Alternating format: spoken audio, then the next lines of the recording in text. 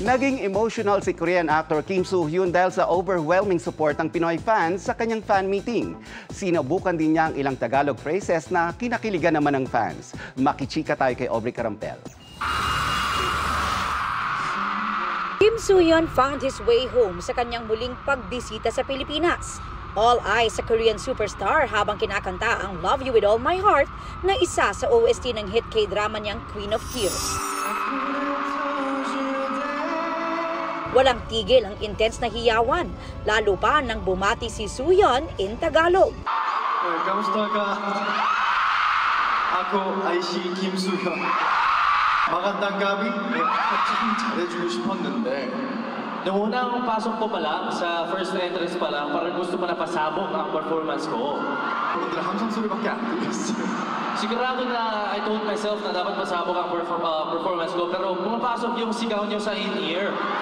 Kabilang sa mga nanood ang ilang kapuso celebrities and reporters, tulad din na Carmina Villaruel na nilibre daw ng anak na si Mavi ng tickets. Dahil sa nag-uumapaw na suporta ng fans, di napigilan ni Soo-hyun ang maging emosyonal. Nakita sa video na ipinost ni GMA Integrated News reporter Maris Umali sa kanyang IG. Ang ilang nanood nga gaya ng magkaibigang sina Bina at Sohini, dumayo pa mula sa India. So it's a special sari for the meet. Just for the meet. Just for the meet. And you're here just for the meet. We are here just for the meet for the weekend. So we're going back tomorrow, yeah. Kanya-kanya ring paandar ang fans na excited na makita ang kanilang My Love from the Star. Happy. Hindi po ako nakatulog.